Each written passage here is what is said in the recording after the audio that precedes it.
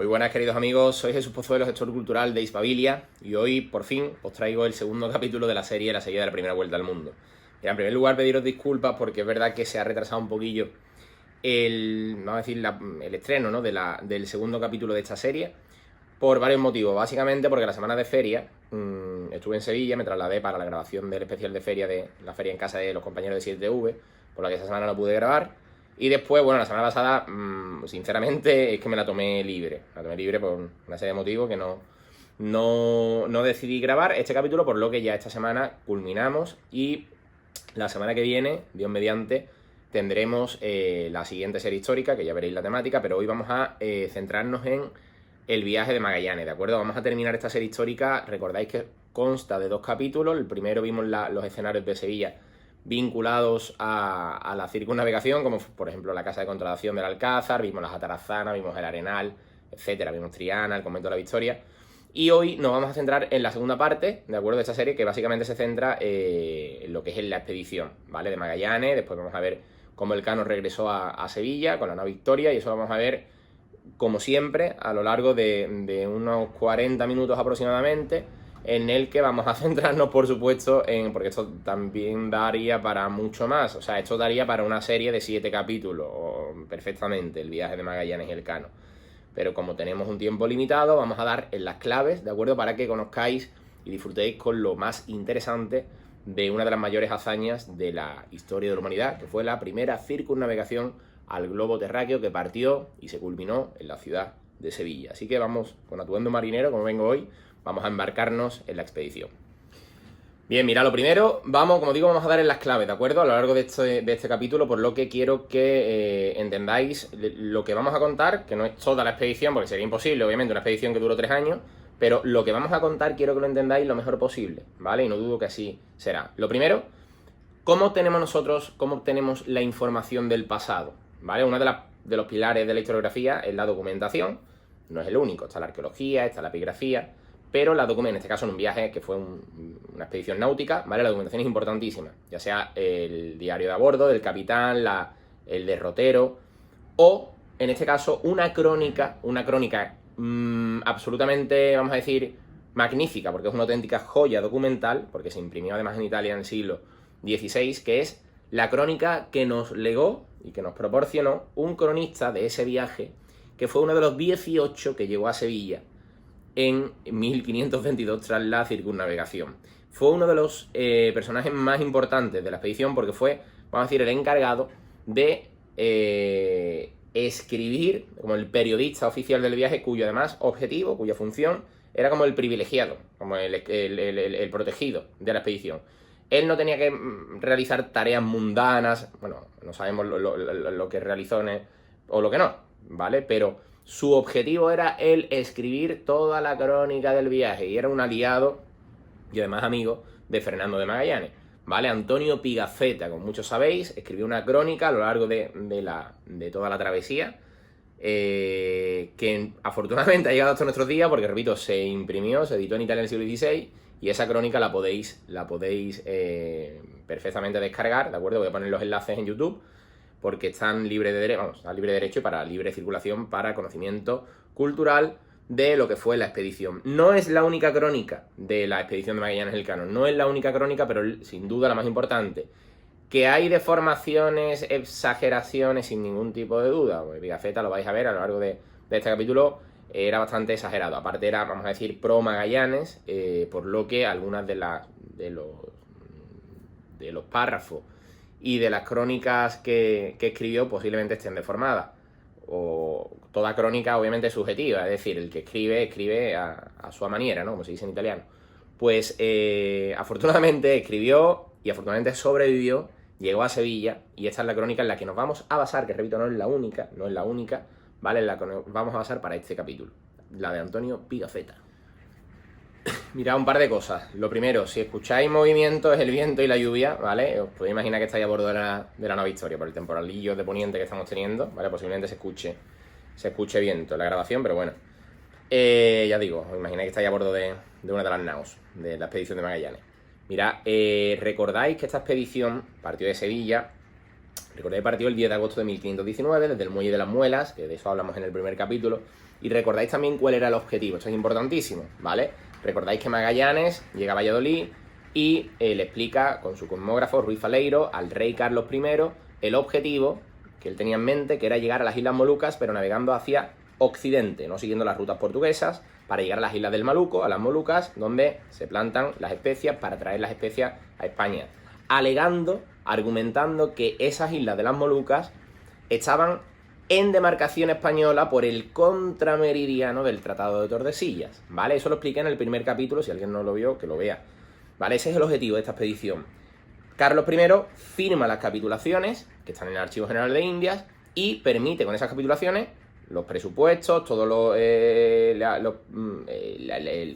cargazón de la flota, todo lo que fue, vamos a decir, la logística, ¿vale? Para preparar esa expedición que se estuvo preparando durante 1 año y medio en Sevilla, con la compra de las naos, el carenado, el calafateado de los barcos, etc.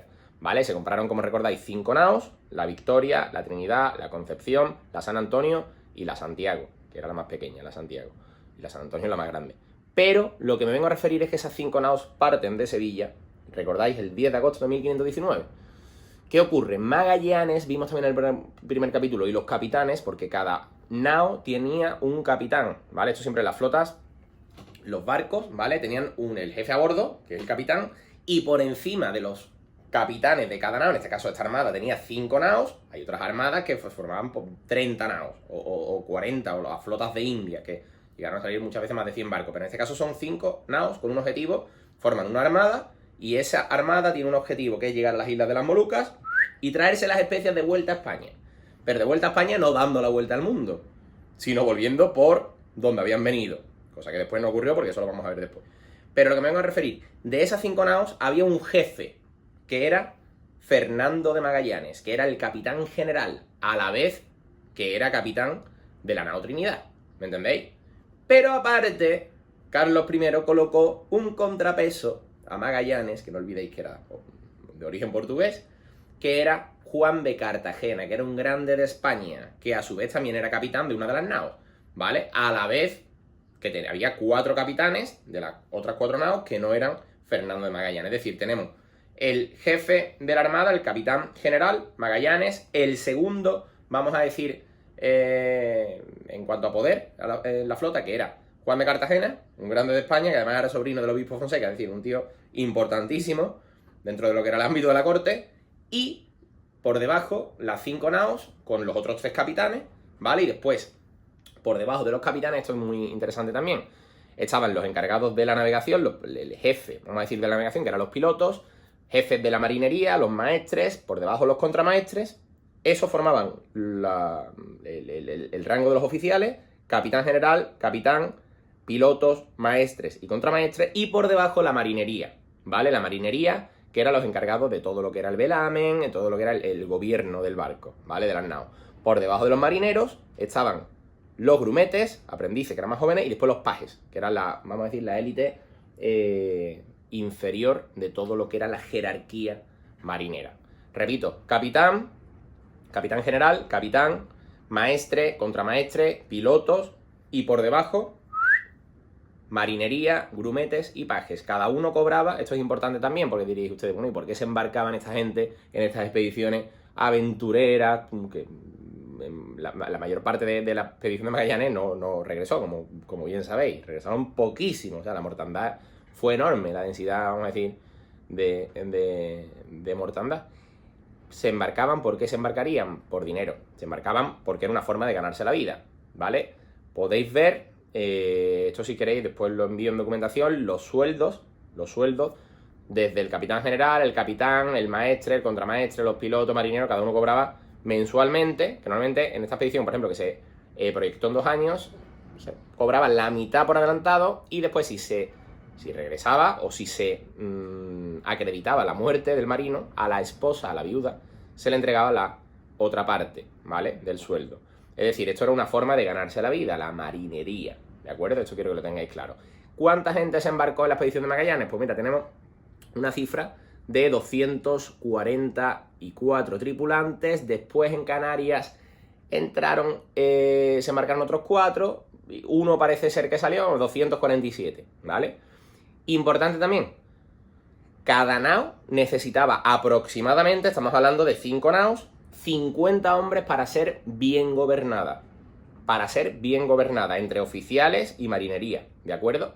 Por lo que tenemos más o menos una cifra de 247, nos dan 250, más o menos 50. Hay de ver que la San Antonio, por ejemplo, necesitaba más hombres que la Santiago. La San Antonio era la más grande y la Santiago era la más pequeña, ¿vale? Pero así de, más o menos, de media, unos 50, entre 40, 50 y pico hombres para ser gobernado un nao, para todo el tema del velamen, de bueno, todo lo que conllevaba, ¿no? Que eso también podremos, en otra serie, podremos tratar cómo eran las naos en el siglo XVI y demás, pero eso lo veremos en otra serie. Ahora vamos a zarpar desde Triana. ¿Qué nos dice Pigafetta? Vamos a verlo.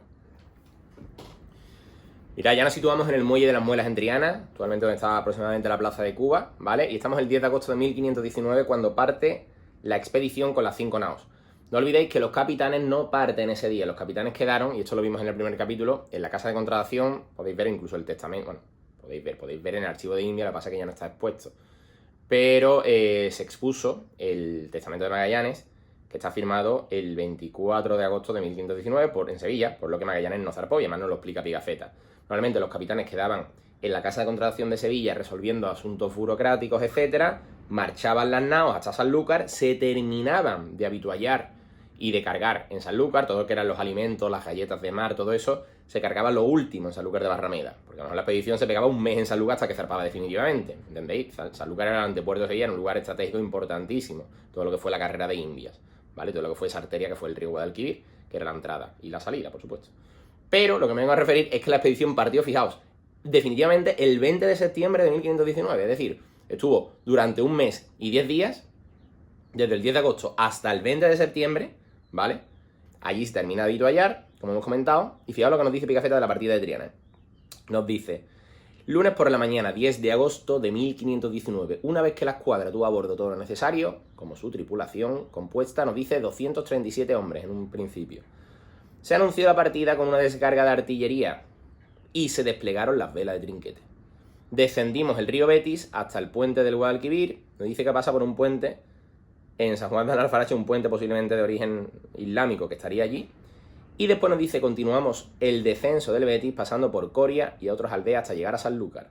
Dice castillo propiedad del duque de Medina Sidonia. En otra serie hablaremos de los duques de Medina Sidonia y toda la importancia que tuvieron, vamos, la importancia y cómo controlaban toda la zona de costa, las Almadrabas, Sanlúcar de Barrameda, Conil de la Frontera, Zara de los Atunes, etc.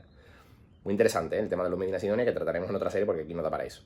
Pero nos dice, algunos días después, el comandante en jefe y los capitanes de las otras naves, es decir, los 5 capitanes, dice, se vinieron en chalupas eran barcas de remo, dice, desde Sevilla hasta Sanlúcar de Barrameda. Y se acabó de vituallar la escuadra, es decir, de abastecer, sobre todo con los alimentos y demás que se cargaban ya en Sanlúcar. Obviamente se cargaba lo último, para que no se pudriese. Y nos dice que después de oír misa, partieron de Sanlúcar el 20 de septiembre de 1519, que fue la partida definitiva desde Sanlúcar hasta el océano, dirigiéndose hacia el sudoeste. Y la primera escala, como bien sabéis, la realizaron en las Islas Canarias. Allí atracaron en la isla de Tenerife.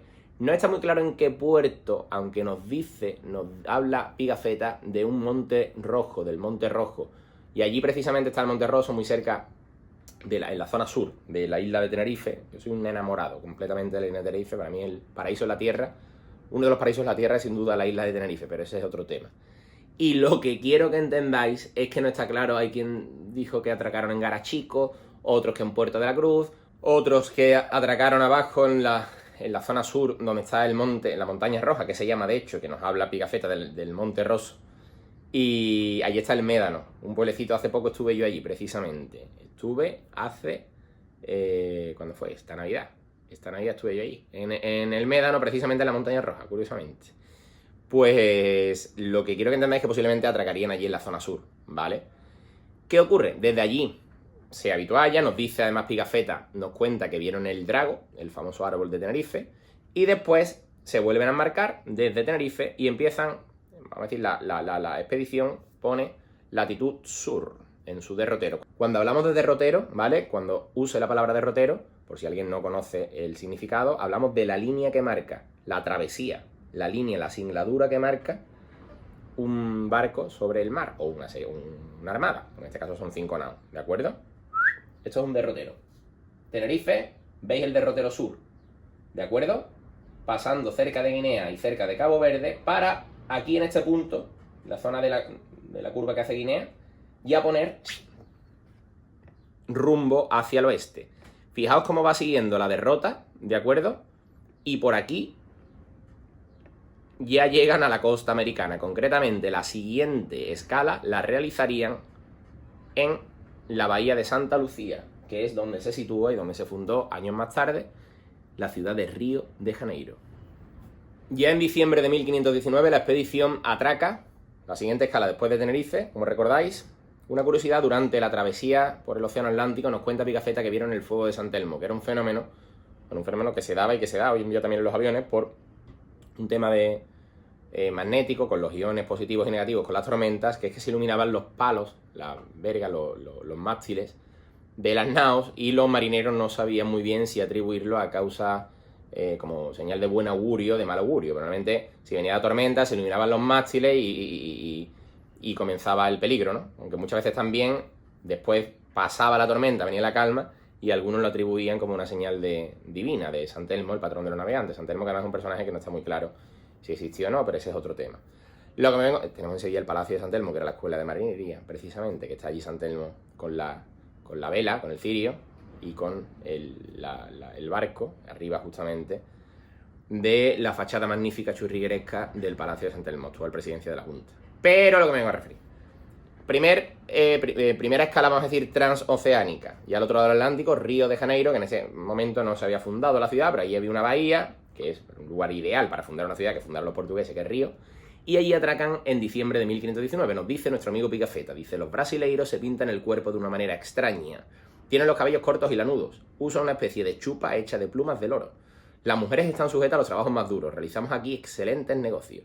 2 gansos por un peine. Por un cascabel o una cinta, los indígenas nos traían una cesta de patatas. Y fijaos lo que nos dice: nombre que se le da a ciertas raíces. La papa no era en ese momento conocida ni era un alimento que se consumiese en Europa, obviamente. Dice, cuyo gusto se aproxima, fijaos qué curioso, al de las castañas. Comparaba el sabor de las papas con las castañas. Y ahora, desde aquí, ya empieza, vamos a decir, la fase en la que la expedición se empieza a dirigir hacia el sur. Recorren toda la costa brasileña y a partir de la llegada a lo que hoy en día es el Río de la Plata, ¿vale? Aquí hacen una incursión en el Río de la Plata. Esto es un punto interesante. ¿Por qué? El Río de la Plata había sido descubierto, vamos a decir, por los europeos, por la expedición de Juan Díaz de Solís un par de años antes, ¿vale? Esa expedición fue una expedición bastante, vamos a decir, trágica, porque murieron algunos españoles, algunos marinos, y además fueron devorados por los caníbales que allí habitaban. Bueno, es una historia que daría también para otra las expediciones, ¿no? Las primeras expediciones americanas, españolas. Pero lo que ocurre es que esta gente se meten por el Río de la Plata. Pero ¿qué ocurre? Vieron, claro, una pedazo de boca que creían que era el paso y comprueban, adentrándose, se adentran algunas naos y comprueban que aquello era agua dulce y se dan la vuelta. Y efectivamente Pigafetta nos dice que aquello era un río de agua dulce como realmente es, que es el Río de la Plata. Y desde el Río de la Plata continuamos la expedición, ya poniendo rumbo sur siempre en una, vamos a decir, una derrota de cabotaje, es decir, de cabo a cabo, pegados a la costa, ¿vale? No olvidéis que ya estamos en territorio desconocido. Y vamos llegando a la Patagonia, ¿de acuerdo? Ya nos situamos en febrero y marzo de 1520. ¿Cuál es la siguiente gran escala que realiza?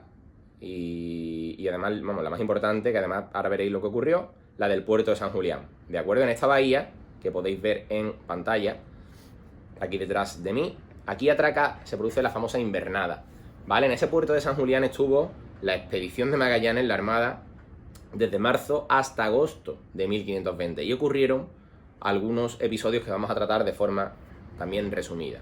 ¿Qué ocurrió en el puerto de San Julián? Pues en el puerto de San Julián básicamente lo que ocurrió es una sublevación, un motín contra el capitán en jefe, contra el comandante, que era Fernando Magallanes. Los otros 4 capitanes, ¿vale? Os lo resumo, ¿vale? Pues esto, si queréis, leéis la crónica de Pigafetta, lo vais a ver más profundamente. Los capitanes de las otras 4 naos realizan conspiran contra Magallanes, se produce un motín. Lo que pasa es que Magallanes lo resuelve de forma bastante firme. Los otros 4 capitanes conspiran, como digo, contra Magallanes, y Magallanes lo resuelve tomando las otras 4 naves, ¿vale? Que esto, el relato de Pigafetta lo podéis ver más profundamente. Y finalmente ordena ejecutar a 50 oficiales, ¿de acuerdo? A Gaspar de Quesada, que a ese, bueno, al primero, a Luis de Mendoza, lo que hizo fue que fueron a negociar, los hombres de Magallanes fueron a negociar con él a su nao, y viéndose completamente acorralado, finalmente lo mataron, ¿vale? Luis de Mendoza lo matan, apuñalado. Después Gaspar de Quesada, otro capitán de otra de las naos, lo ejecuta públicamente y lo descuartiza. A Juan de Cartagena, según parece, no lo ejecuta, sino que lo abandona allí en una isla de la Patagonia. Además, hay una cruz allí, en una de las islas de la zona de la Bahía de San Julián, junto a un clérigo, junto a un sacerdote de nombre Pedro Sánchez, curiosamente, que así se llamaba el señor. Y lo que quiero que entendáis también es que ordena, mejor dicho, ejecutar a 50 marinos oficiales de las otras 4 naos, pero no lo realiza finalmente, y fue una buena decisión, porque así vamos a decir, se ganó la confianza de muchos de esos marinos a los que le perdonó la vida. Pero realmente, por la ley del mar, podía haber ejecutado a los 50 porque habían conspirado, habían realizado una sublevación, un motín contra el capitán. Ahí lo que hace es que cambia a los capitanes de las otras 4 naos, a uno lo ejecuta, a otro lo abandona, a otro lo mata, a Luis de Mendoza, a Gaspar de Quesada, Juan de Cartagena lo quita de en medio, pero lo que hace es que los sustituye, ¿vale? Por ejemplo, en la San Antonio colocó a un primo suyo, un pariente suyo, que ahora después hablaremos de él, que es Álvaro de Mezquita. Y continúan las 5 naos con vamos a decir, la sustitución de los capitanes, por la facción, vamos a decir, pro-magallánica, rumbo sur. Vamos a ver qué ocurre. Y ya partimos en agosto de 1520, partimos desde el puerto de San Julián, de esta zona de la Patagonia, llamada precisamente Patagonia por esta gente, porque lo bautizaron como la tierra de los Patagones, porque allí nos cuenta Pigafetta, que os recomiendo que leáis la crónica de Pigafetta, ¿vale? Pues vais a conocer muchísimos detalles que no da tiempo a contar aquí.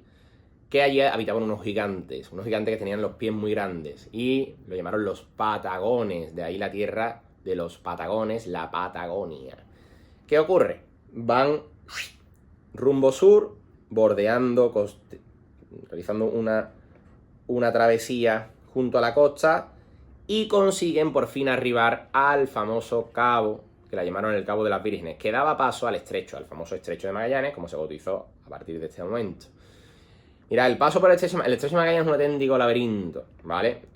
Tardaron un mes en atravesar desde el Océano Atlántico al Pacífico por ese estrecho. Es un laberinto de ensenadas, de bahías, que realmente consiguieron atravesarlo. No he comentado que en la Patagonia, ya antes de la llegada al Cabo de las Vírgenes, llamaron de las Vírgenes porque era el día de Santa Úrsula cuando llegaron a este cabo. Pero antes de llegar aquí ya había naufragado habían callado, básicamente. Naufragaron los tripulantes de la Santiago. La Santiago era la más pequeña, siempre. Es que son muchas cosas las que se pueden contar, pero es que no sé yo si va a caber en un capítulo. Mira, Magallanes tenía ordenado que siempre la Trinidad, que era su nao, fuese la primera, ¿de acuerdo? Tenía un sistema de comunicación con luces por la noche y con banderas y también a voces, ¿no? De día.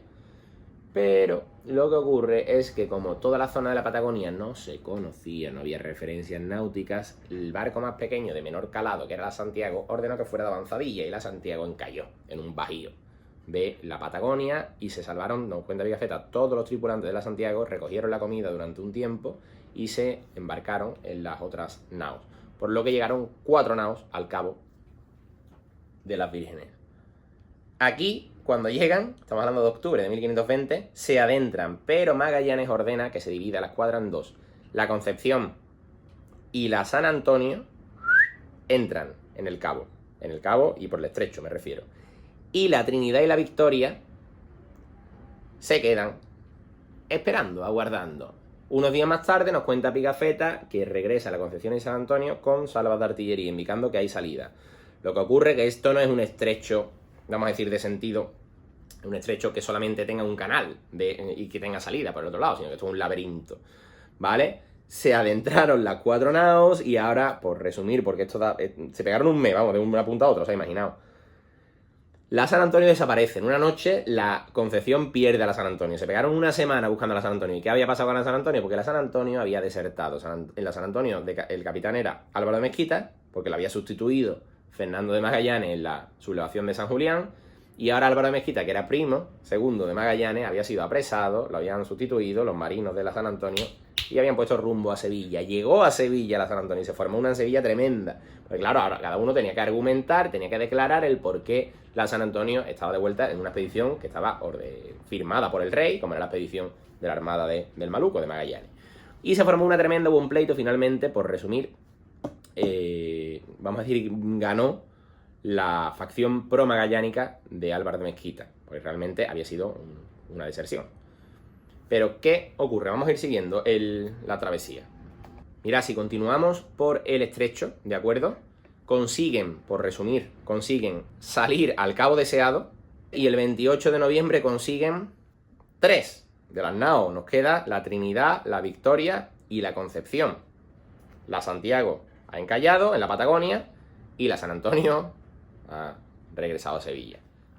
Y ya nos encontramos en la salida del estrecho de Magallanes. Ya nos encontramos en el Mar del Sur, que uno de los objetivos de la expedición ya está cumplido, que es llegar al Mar del Sur.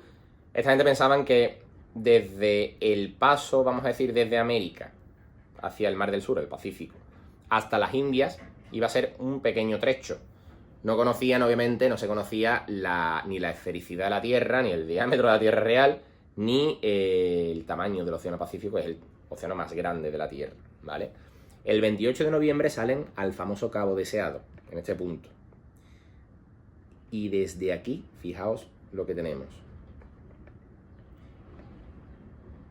El océano más grande de la Tierra. Se encontraron esta gente más de 100 días. O sea, si tardaron más de un mes en atravesar el estrecho de Magallanes, después se pegaron más de 3 meses atravesando, dirección, rumbo al oeste, todo el Océano Pacífico. Murieron cantidad de marinos, principalmente de escorbuto, que es la enfermedad que, como muchos sabéis, sufrían los marinos cuando no tenían alimentos frescos, es decir, no podían consumir vitaminas ni minerales, y eso provocaba un déficit de vitamina C, que además el cuerpo como provocaba y provoca. Lo que pasa es que afortunadamente hoy en día tenemos acceso a alimentos, pero que quiere decir que es una enfermedad que era muy muy común en estas travesías, en este tipo de expediciones, que se pegaban 3 meses sin ver tierra.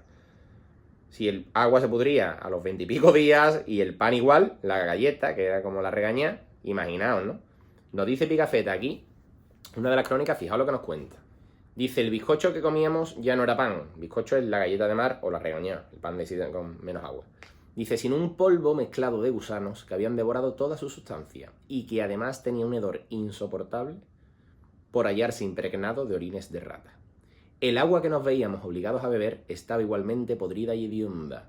Para no morirnos de hambre, nos vimos aún obligados a comer pedazos de cuero de vaca con que se había forrado la gran verga para evitar que la madera destruyera la cuerda, es decir, el mástil, el cuero que recubría el mástil del palo mayor. Dice, este cuero, siempre expuesto al agua, al sol y a los vientos, estaba tan duro que era necesario sumergirlo durante 4 o 5 días en el mar para ablandarlo un poco.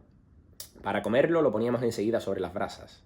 A menudo aún estábamos reducidos a alimentarnos de serrín, y hasta las ratas, tan repelentes para el hombre, habían llegado a ser un alimento tan delicado que se pagaba medio ducado por cada uno, porque sería a día de unos 60 euros. Haceros una idea de lo que sufrieron esta gente en el Océano Pacífico en esos más de 3 meses de travesía, que llamaron además Pacífico porque nos cuenta Pigafetta que aquello era una calma chicha, que muchas veces no sabían si avanzaban, iban al pairo completamente porque no había viento. Pues consiguieron atravesar el Pacífico, hicieron 2 atraques, vamos a decir, en 2 atolones, aunque allí no podían atracar, no podían desembarcar porque no había, ni estaban habitadas, ni había nada de comida, más allá de algunos tiburones que nos cuenta que pescaron, perdón. Y ahora llegaron por fin a las Islas Marianas. Precisamente aquí a las Marianas llegan en marzo de 1521, después de más de 3 meses de travesía.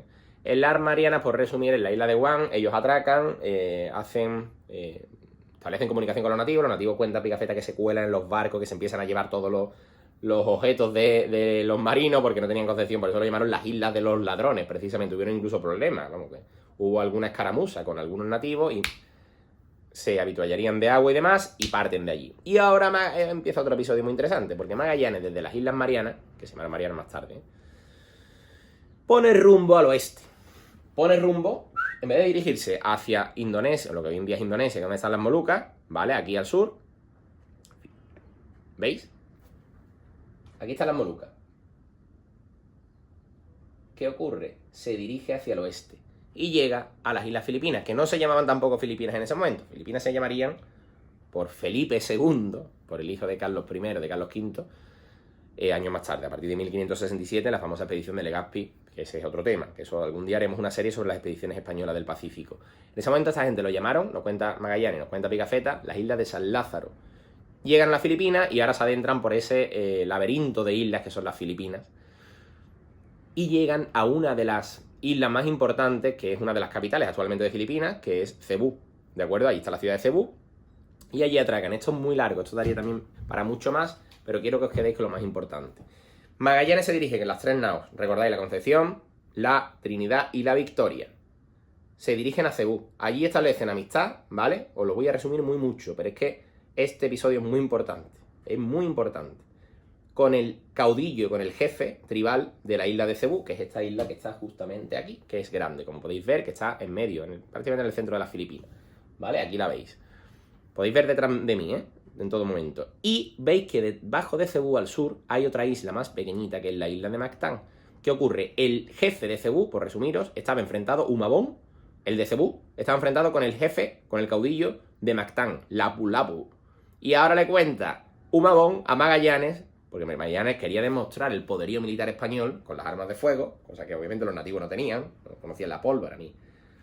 Quería demostrar ese poderío delante de Humabón. Pues además le contó que venían del país más importante del mundo, con el rey más importante, que era el rey Carlos I. Y lo que le cuenta a Humabón es que estaba enfrentado con Lapu Lapu, con el de esta isla de aquí debajo, que es una isla más pequeñita. Y ahora coge con 3 barcas, Magallanes se embarca con unos 50 marinos, remando, lo podéis ver aquí, vamos a verlo aquí, desde la isla de Cebú hasta la isla de Mactán. Quiero que veáis el lugar exacto donde se embarcó Magallanes. Mira, si seguís detrás de mí, ¿vale? Lo que es la ruta de las barcas que zarparon desde Cebú, justamente en este punto se produjo, en esta pequeña bahía, ¿vale? Que está detrás de mí, se produjo el desembarco de las 3 barcas, de las 3 chalupas que llevaban a los 50 españoles. Aquí se produjo una escaramuza con los nativos. Nos cuenta, veis que esto es una zona, ¿de acuerdo?, de arrecife, de coral. Desembarcan los marinos, van con las armaduras, con las armas, caminando durante unos 800-900 metros con el agua hasta el cuello, hasta la orilla, y aquí les esperaron los nativos. Y los nativos, cuando llegaron los españoles, empezaron a lanzar una lluvia de flechas que le empezaron a caer los españoles. Magallanes se dio cuenta de que la había liado, porque ahí no tenían escapatoria, o sí tenían escapatoria, pero estaban de agua hasta al cuello, las barcas, como estaba la marea baja, estaban muy detrás y los podían acorralar, como efectivamente ocurrió.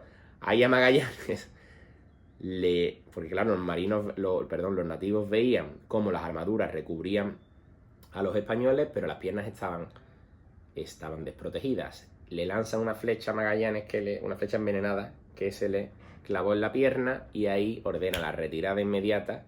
Matan a unos 8 marinos españoles y a Magallanes, era el 27 de abril de 1521, lo alancearon en la playa de la isla de Mactán. ¿Qué ocurre?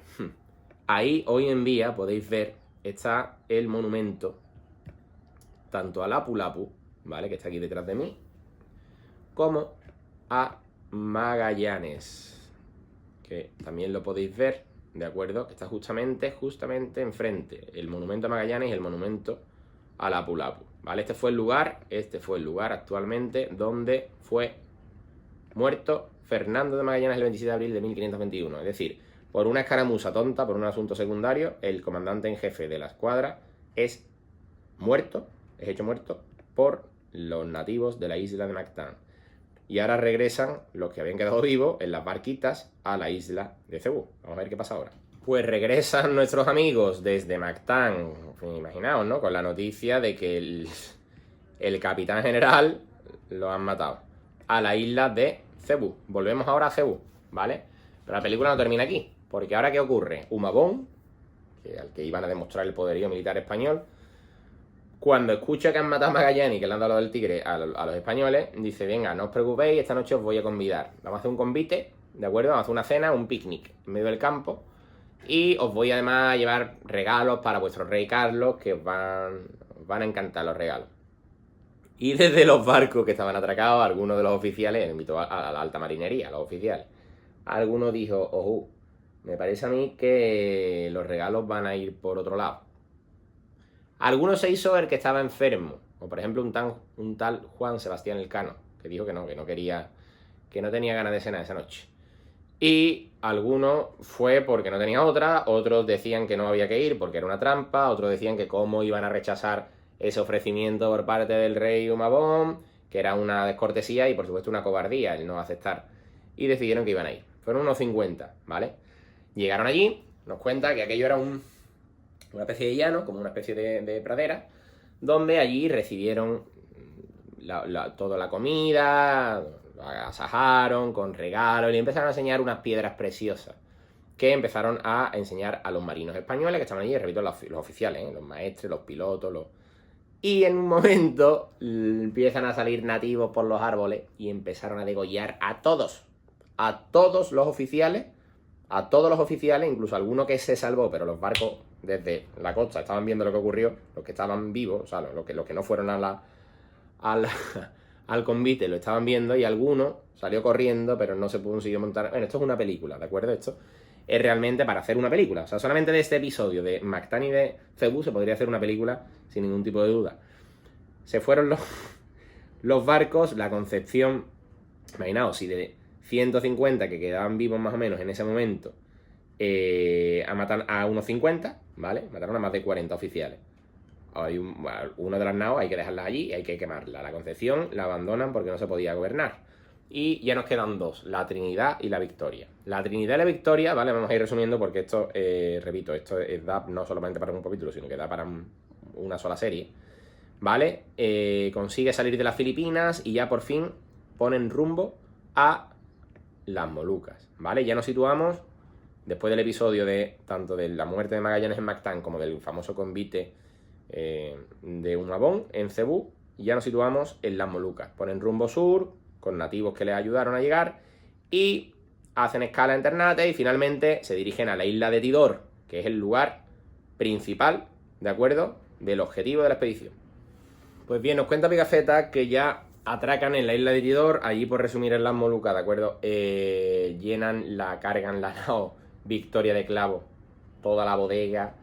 Podéis ver además que la relación de los negocios en estas expediciones llevaban muchas quincallas, objetos como cuchillos, hachas, espejos y demás que servían para intercambio. Las especias, no olvidéis que en las Molucas, que es donde se plantaban y se plantan las especias todavía, el clavo, la pimienta, etcétera, eran muy baratas. Allí lo que se encarecía era por el viaje. ¿Qué ocurre? Llenan la nao Victoria de clavo y aquí tenemos dos capitanes, ¿de acuerdo? Gómez de Espinosa en la Trinidad, porque a Juan de Carvalho, que era otro capitán portugués, lo quitaron de en medio, y Juan Sebastián Elcano, un maestre, que era oficial y un marino, vamos a decir, con muchísima experiencia, marino vasco, de Guetaria, a cargo de la nao Victoria. Es decir, tenemos dos capitanes, Juan Sebastián Elcano, capitán de la Victoria, Gómez de Espinosa, capitán de la Trinidad. ¿Qué problema había? Si la Victoria la llenaron de clavo, la Trinidad hacía agua, era un coladero por todos lados. Y se tuvo que quedar allí en la isla de Tidor, carenándola, ¿de acuerdo? Reparándola durante unos meses porque la Trinidad no podía navegar, se hundía, literalmente. Y ahora Juan Sebastián Elcano tomó la decisión de, una vez cargada la nao Victoria en la isla de Tidor, en las Molucas, como era el objetivo de la expedición, de especias, poner rumbo a España. Pero claro, estaba terminantemente prohibido por orden del rey Carlos el volver por territorio portugués, es decir, volver por el Océano Índico, sino que tenían que volver por el Pacífico. Pero viendo lo que había ocurrido en la travesía para llegar a las Islas Marianas desde el Cabo Deseado, desde el estrecho. Juan Sebastián Elcano tomó una gran decisión que pasaría, vamos, a la historia de la humanidad como la decisión que permitió realizar la primera circunnavegación, es decir, puso rumbo al oeste, no volvió por el Pacífico, y menos mal, porque el Pacífico se hubieran muerto, hubieran tenido que regresar. Por el Pacífico no se puede navegar a vela por la zona, vamos a decir, central del Pacífico, es imposible, es completamente imposible. El primero que por primera vez consigue volver de las Filipinas hasta América lo completaría en 1500, bueno, muchos años más tarde, la expedición de Legazpi y de Andrés de Urdaneta, es decir, que además volvieron por la zona norte, porque ahí había unas corrientes que, bueno, en definitiva, que no hubiesen podido regresar. De hecho, la Trinidad se quedó reparándose en las Molucas, puso meses más tarde rumbo hacia el este. ¿Pero qué le pasó a los de la Trinidad? Los de la Trinidad murieron. Aquí tenéis la derrota de la nao Trinidad. Fue un desastre, fue trágico. ¿Lo veis aquí, detrás de mí? Murieron la mayor parte de la tripulación de Escorbuto. Tuvieron que regresar porque no podían navegar. Y ahora cuando regresaron los pobres de la Trinidad, esto es la historia más trágica, en mi opinión, de la circunnavegación, es sin duda, vamos, de la expedición, los de la Trinidad. Llegaron a las Molucas y allí en las Molucas les estaban esperando, después de todas las penalidades que sufrieron, los portugueses. Llegan a las Molucas y los atrapan los portugueses, los condenaron a trabajo forzado, es decir, ya los estaban buscando los portugueses. Conocían, por supuesto, la expedición de Magallanes. Y ahora los condenaron, muchísimos murieron en esos trabajos forzados como esclavos y consiguieron llegar a la cárcel de los Limones de Lisboa años más tarde, 5 que después llegarían a España. Son los famosos 5 de la Trinidad. Uno de ellos es Ginés de Mafra. Ginés de Mafra, que era un marino, él era de Jerez, pero bueno, hizo toda su vida en Lepe. Es una historia además muy curiosa, porque Ginés de Mafra nos dejó una crónica muy importante, que es otra de las crónicas fundamentales de la circunnavegación. Y este marino, cuando llegó a Sevilla, ¿vale? Y él llega a España, ¿y qué le ocurrió? Que su mujer, porque él llegó años más tarde que los circunnavegantes primero, vamos a decir, que los de la Nueva Victoria. Claro, después de los trabajos forzados, después de haberle llevado a Lisboa, los portugueses lo sueltan y su mujer se había casado con otro. Obviamente, la mujer creía que había muerto, habían pasado años, y ahora él pleiteó con la mujer para recuperar sus propiedades, porque la mujer había vendido todas sus propiedades, y finalmente perdió el juicio, literalmente perdió el juicio por las dos partes, y se marchó a América y él nunca volvió. Ginés de Mafra es una figura muy, muy, muy interesante, para mí es muy, vamos a decir, alegórica de lo que eran estas expediciones, cuando tú salías de tu ciudad y a lo mejor volvías a los 12 años y la gente te daba por muerto, obviamente. Pues eso le ocurrió al pobre Ginés de Mafra, este marino jerezano barra lepero, porque él vivió en Lepe la mayor parte de su vida. Pero vamos a seguir con lo que nos toca, con la nao Victoria. La nao Victoria parte de Tidor, ya nos situamos, de acuerdo, en diciembre de 1521. Y ahora Juan Sebastián Elcano, ¿vale? No olvidéis, desde Tidor parten 47 marinos más 13 nativos, es decir, desde las Molucas. Y ahora el objetivo de Juan Sebastián Elcano era, desde las Molucas, es decir, de lo que hoy en día es Indonesia, recorriendo, navegando todo el océano Índico, llegar hasta Sanlúcar de Barrameda, o sea, imaginaos, todo lo que veis detrás de mí, sin hacer ni una sola escala. Hoy en día un transatlántico yo creo que no es capaz de llegar desde Indonesia hasta Sanlúcar sin hacer una escala. Un barco que es una cáscara de nuez como era la Nueva Victoria, que hacía agua por todos lados. ¿Qué ocurre? La derrota la podéis ver, ¿vale? El derrotero que va muy al sur del Índico para evitar las rutas portuguesas. Os voy a resumir también. Consiguen atravesar el Cabo de la Buena Esperanza. Me dice Pigafetta después de un mes esperando, porque el Cabo de la Buena Esperanza es un lugar muy, muy, muy, muy peligroso para la navegación por las tormentas tremendas que allí ocurren. El Cabo de la Buena Esperanza, el Cabo de las Tormentas, como también lo llama Pigafetta. Consiguen atravesar el Cabo de Buena Esperanza. La Nueva Victoria van muriendo por el camino, obviamente, de Escorbuto, porque ahí votaban sobre si atracar o no. Pero claro, les daba más miedo él que los atrapasen los portugueses a él morir, literalmente. ¿Por qué? Porque si lo atrapaban los portugueses, muy posiblemente iban a morir, pero es que además iban a servir como esclavos para los trabajos forzados, como ocurría. Siguen navegando aquí en esta zona, ¿vale? Lo que es la costa de Angola, el Congo, Namibia. Aquí parece ser que le soplaron buenos vientos. No olvidéis que estas naos tenían velas cuadradas, ¿de acuerdo? Velas con viento, que necesitaban vientos portantes, vientos que te vinieran por la espalda, por la popa. No son como los veleros actualmente. Un velero puede ceñir y prácticamente puede ir en todas las direcciones, menos contra el viento. Un velero actual puede ir en todas las direcciones, menos contra el viento. Con las velas estas cuadradas, obviamente no era igual. Tenía que tener un viento que soplase desde popa. Y aquí parece ser que se animaron porque fueron navegando, recorriendo millas, pero aquí se le acabó el viento en la zona de la costa de Guinea. Y ahí decidieron atracar en Cabo Verde. Ahora vamos a ver lo que ocurrió en Cabo Verde. Pues mirad, ya nos dice Pigafetta que en julio de 1522 atracan en la isla de Cabo, en las islas, bueno, una de las islas, en la isla de Santiago concretamente de Cabo Verde, que es un archipiélago, como sabéis, es territorio portugués, todavía, ¿no? A día de hoy. Y nos dice, fijaos lo que nos dice Pigafetta, dice, el 9 de julio, miércoles, descubrimos la isla de Cabo Verde yendo a fondear a la llamada Santiago, a la isla de Santiago.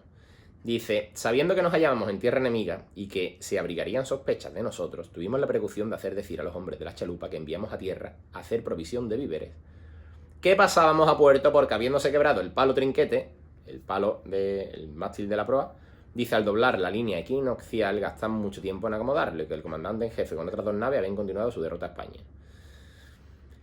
Mira, un asunto que no he comentado muy curioso es que cuando llegaron a Cabo Verde, ¿de acuerdo? Es interesantísimo porque nos cuenta Pigafetta en su crónica que ellos pensaban que era miércoles, pero claro, habían dado la vuelta al mundo. Ya estamos en la latitud de Cabo Verde, estamos en la latitud en la que ya habían completado, vamos a decir, la circunferencia, ¿no?, de la Tierra. Y resulta que no era miércoles, era jueves, porque claro, habían perdido un día contando las puestas y las salidas del sol. Y eso Pigafetta lo cuenta de forma muy curiosa, que lo podéis ver al final de la crónica de Pigafetta, que os recomiendo que lo leáis, ¿de acuerdo? Mirad, por resumiros, ¿vale? Cuando Juan Sebastián Elcano lleva la nao Victoria a Cabo Verde y atracan en esa isla de Santiago, no olvidéis que esas islas eran portuguesas y los portugueses tenían la orden de arrestar a la expedición de Magallanes, que estaba navegando además por demarcación portuguesa del Tratado de Tordesillas. ¿Qué hace Juan Sebastián Elcano en un alarde, bajo mi punto de vista, de ingenio y de audacia y de astucia y de valentía? Él les cuenta a los portugueses, o atracaban y hacían provisión de víveres, es decir, se avituallaban con agua y arroz, que es lo que pidieron, o se morían de hambre y de sed, literalmente, porque no olvidéis que venían sin hacer ni una sola escala desde Indonesia. Estamos en Cabo Verde, al sur de las Canarias, ¿eh? Desde Indonesia estamos, habiendo atravesado todo el Índico, el Cabo de Buena Esperanza, estamos en las islas de Cabo Verde, que se dice pronto. Él idea una estrategia que le salió bien y que además quiero que conozcáis. Él no atraca con una nao que está hasta las manillas de clavo, que olería clavo desde millas y millas, ¿entendéis? Sino que él atraca a algunas millas de la isla, baja una chalupa y con esa chalupa se dirige a unos cuantos marinos, les ordena que vayan a la isla y les digan a los portugueses que son una nao que viene de la flota de India desde América, que se le ha roto uno de los mástiles, que por los vientos bueno, en definitiva, por los vientos del Atlántico, habían ido a fondear allí y que por favor le dieron un poco de arroz y agua, que querían llegar a San Lucas de Barrameda, es decir, que querían llegar a España y que obviamente no le iban a contar que es una expedición que venía de la isla del Maluco. ¿Qué ocurre? Parece ser que les salió bien la jugada. Les salió bien la jugada y compraron algo de arroz y agua y estuvieron un par de días trayendo estos marinos arroz y agua a la nao Victoria, que se fue embarcando. Ahora, ¿qué ocurre? Desde la proa de la Victoria vieron movimientos en las carabelas portuguesas, vieron movimientos extraños en uno de esas, vamos a decir, tejemanejes de las negociaciones con los portugueses. Y Juan Sebastián Elcano se había dado cuenta de que les habían trincado. Posiblemente, nos dice Pigafetta, y eso lo dice literalmente, dice porque alguno quizás se fue de la lengua, ¿vale? Ahora lo que hace Juan Sebastián Elcano con la nao Victoria, a 13 se habían quedado allí presos. Lo tuvieron que abandonar porque si no los trincaban a todos. O dejaban a los 13 o los trincaban a todos. Y ahora pone la derrota hacia el sur y en lugar de dirigirse hacia las Canarias, podéis ver la derrota detrás de mí, el rumbo. En lugar de dirigirse hacia las Canarias, se dirige hacia el Atlántico, posiblemente bordeando incluso las Azores. Eso hizo despistar completamente a los portugueses, que además los perdieron de vista. En una mañana ya lo habían perdido de vista. Y ahora desde aquí, claro, como no querían poner el rumbo directamente, es decir, llegar desde el sur, van bajando y llegan al Cabo de San Vicente. Al Cabo de San Vicente Fijaos, llegan el 4 de septiembre de 1522, ¿de acuerdo? Al famoso Cabo de San Vicente de Portugal. Y 2 días más tarde atracan en Sanlúcar de Barrameda, el 6 de septiembre de 1522. Vamos a ver qué ocurrió cuando atracaron los 18 de la primera vuelta al mundo en Sanlúcar. Pero ahora ya estamos en la llegada a Sanlúcar de Barrameda, el 6 de septiembre de 1522. Atracan en Sanlúcar. Fijaos lo que nos cuenta Pigafetta, eso sí lo voy a leer. Dice, gracias a la providencia, el sábado 6 de septiembre entramos en la bahía de Sanlúcar de Barrameda. Y de los 60 hombres que formaban la tripulación cuando zarparon de la nave Victoria desde las Molucas, dice, no éramos más que 18, con Juan Sebastián Elcano a la cabeza. Dice, y estos en su mayor parte estaban enfermos. Imaginaos si estaban enfermos, comiendo arroz y agua, achicando agua constantemente día y noche, porque la nave Victoria era un coladero literal, pero consiguieron llegar a Sanlúcar, consiguieron completar la hazaña.